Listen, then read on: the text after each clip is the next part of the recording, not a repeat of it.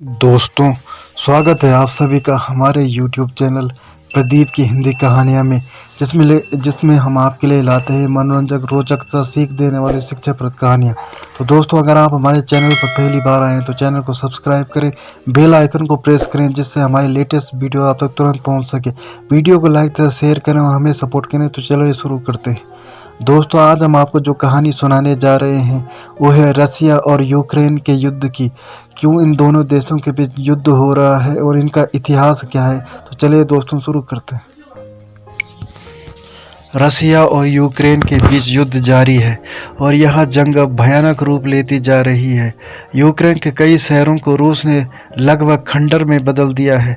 ऐसे में यह जानना जरूरी है कि आखिर क्यों लड़ रहे हैं रसिया और यूक्रेन और क्या है इनका प्राचीन इतिहास। नेटो संगठन बना सबसे बड़ा कारण रूस और यूक्रेन के बीच युद्ध के कई कारण हैं, परंतु इसमें सबसे बड़ा कारण North Atlantic Treaty Organisation NATO को माना जा रहा है। 1949 में तत्कालीन सोवियत संघ से निपटने के लिए नाटो नामक संगठन बना। अमेरिका और ब्रिटेन समेत दुनिया के 30 देश नाटो के सदस्य हैं। सभी ने मिलकर सोवियत संघ को तोड़ने में महत्वपूर्ण भूमिका निभाई थी। 25 दिसंबर 1991 को सोवियत संघ टूट गया। 1991 तक यूक्रेन सोवियत संघ का हिस्सा था। सोवियत संघ के टूटने से 15 देश अस्तित्व में आए। Armenia, Azerbaijan, Belarus, Estonia, Georgia, Kazakhstan, Kyrgyzstan, Latvia, Lithuania, Moldova, रूस, तजाकिस्तान, तुर्कमेनिस्तान, यूक्रेन और उज्बेकिस्तान। सोवियत संघ टूटने के बाद अमेरिका के नेतृत्व में नाटो का विस्तार हुआ। सोवियत संघ से अलग हुए देशों में 2004 में इस्टोनिया, लातविया और लिथुआनिया नेटो में शामिल हो गए। इससे रूस की सीमा पर खतरा बढ़ गया और रूस खुद को असुरक्षित महसूस करने लगा। फिर 2008 में जॉर्जिया और यूक्रेन को भी नेटो में शामिल होने का न्योता दिया गया, लेकिन दोनों देश सदस्य नहीं बन सके। रशियन राष्ट्रपति पुतिन ने इसको लेकर अपनी चिंता जाहिर की और आपत्ति दर्ज कराई थी, लेकिन पुतिन की आपत्ति की परवाह किए बिना नेटो देशों के संगठन ने जॉर्जिया के नेटो संगठन में शामिल होने के रास्ते खोल दिए। इससे क्रोधित होकर 2008 में रूस ने जॉर्जिया के अबकाजिया और दक्षिण ओसेटिया को स्वतंत्र देश की मान्यता दे दी। रूस और यूक्रेन के बीच तनाव नवंबर 2013 में शुरू हुआ, जबकि रूस के समर्थक यूक्रेन के तत्कालीन राष्ट्रपति विक्टर यानुकोविच का कीव में विरोध शुरू हुआ। यानुकोविच को अमेरिका ब्रिटेन समर्थित प्रदर्शनकारियों के विरोध के कारण फरवरी 2014 में देश छोड़कर भागना पड़ा। इसके कारण रूस ने दक्षिणी यूक्रेन के क्रीमिया पर हमला करके उस पर कब्जा कर लिया। 2014 के बाद से रूस समर्थक अलगाववादियों और यूक्रेन की सेना के बीच दोनबास प्रांत में संघर्ष चल रहा था। क्रीमिया में ज़्यादातर लोग रशियन बोलने वाले हैं, जो रूस से अधिक लगाव रखते हैं। इसके बाद यूक्रेन को मजबूत करने के लिए उसे नेटो द्वारा आधुनिक हथियारों से लैस किया जाने लगा। इसके चलते रशिया को यह स्पष्ट हो गया कि आने वाले समय में नेटो की सेना और उनकी मिसाइलें रशिया की सीमा पर खड़ी होंगी। इसके बाद जेलेंस्की के नेतृत्व में यूक्रेन के नेटो देशों का सदस्य देश बनने के 2 प्रयास हुए, लेकिन रशिया की कड़ी आपत्ति के बाद यह प्रयास रुक गए। पिछले साल दिसंबर में राष्ट्रपति पुतिन ने कहा था, हमने साफ कह दिया है कि पूर्व में नेटो का विस्तार हमें मंजूर नहीं है। अमेरिका हमारे दरवाजे पर मिसाइलों के साथ खड़ा है। अगर कनाडा या मैक्सिको की सीमा पर मिसाइलें तैनात कर दी जाएं तो अमेरिका को कैसा लगेगा। अमेरिका सहित नेटो के किसी भी देश ने रशिया की चिंता को समझा नहीं और यूक्रेन को हथियारों की आपूर्ति के साथ उसे नेटो में शामिल करने की प्रक्रिया शुरू कर दी।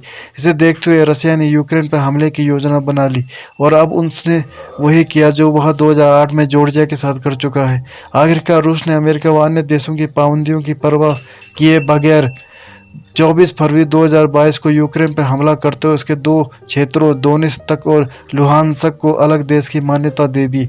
1991 के पहले यूक्रेन रशिया का सीमावर्ती प्रांत कहलाता था। यूक्रेन का रशियन भाषा में अर्थ होता है बॉर्डर। दोनों देशों की संस्कृति और धर्म लगभग एक समान ही है।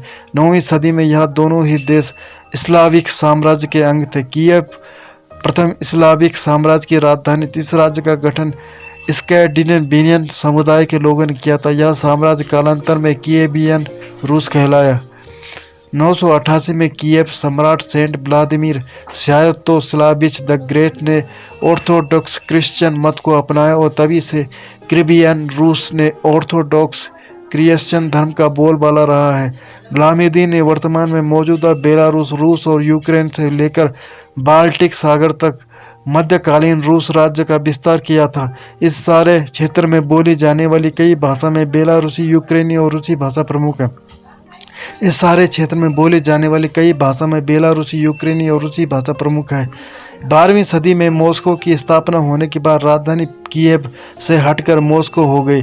13वीं सदी में क्रेबियन रूस साम्राज्य के कई प्रांतों पर मंगोलों का जबरदस्त हुआ और उन्होंने यहाँ पर अपना कब्जा जमा लिया। हालांकि 14वीं सदी में जब मंगोल कमज़ोर हुए तो मॉस्को और लिथुएनिया नाम के दो क्षेत्रों में रूस को आपस में बांट लिया। कीव और इसके आसपास के क्षेत्रों में लिथुएनिया प्रांत का कब्जा था, जहां पर रेनेसां और सुधारवादी विचारधारा का प्रभाव पड़ा। उस काल में यह तय नहीं था कि यूक्रेन प्रांत की सीमा क्या है। तब पश्चिमी यूक्रेन में कई लोग रशियन ऑर्थोडॉक्स चर्च को मानते थे, जो ईस्टर्न कैथोलिक चर्च को मानने वाले हैं। दूसरी ओर यूक्रेन के क्राइमिया क्षेत्र का संबंध कालांतर में ग्रीक और तादार लोगों से हो रहा है और मध्यकाल में यह रसिया एवं ओटोमन साम्राज्य के अधीन भी रहा था। दूसरी ओर दोनेत्स्क और लुहांस्क में रशियन भाषा बोलने वाले लोगों की संख्या अधिक थी।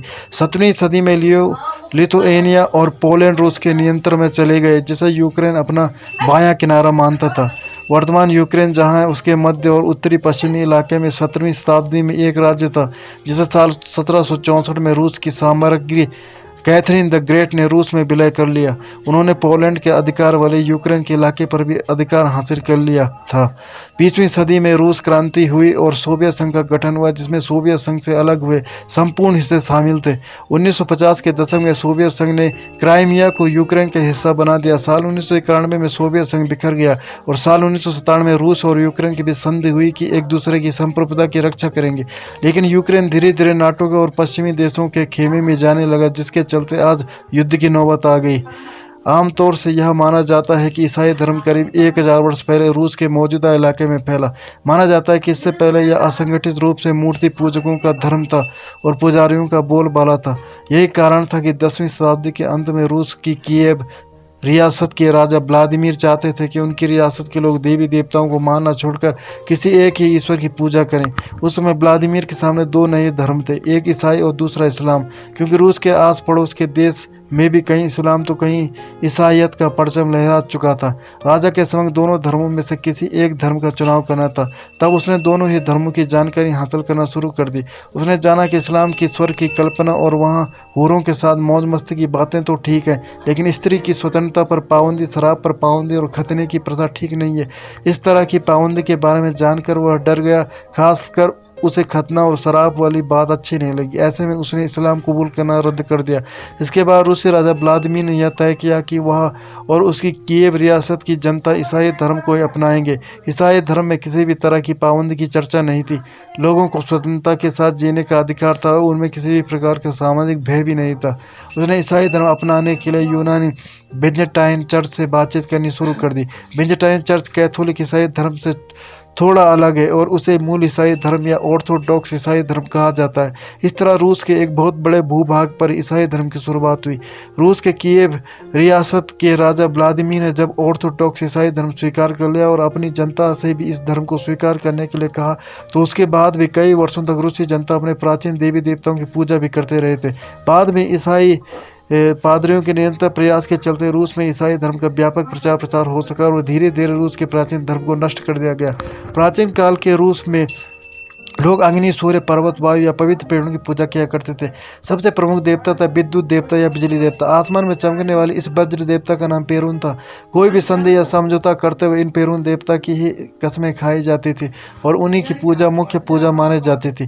प्राचीन काल में रूस के दो और देवताओं के नाम थे, रोग और स्वरोग। सूर्य देवता के उस समय के जो नाम हमें मालूम है वो है हॉर्स, यारीला और दाजबोग। सूर्य के अलावा प्राचीन कालीन रूस में कुछ मशहूर देवियाँ भी थी, जिसके नाम है विरगिन्या, देवा, जीवा, लादा, माकोस और मरेना।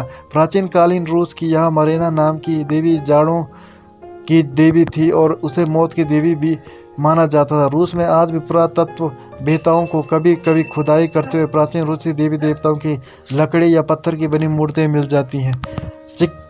तो दोस्तों ये थी आज की कहानी। उम्मीद करता हूँ आपको कहानी पसंद आई होगी। अगर आपको कहानी पसंद आए तो चैनल को सब्सक्राइब करें, बेल आइकन को प्रेस करें, वीडियो को लाइक शेयर करें और हमें सपोर्ट करें। धन्यवाद।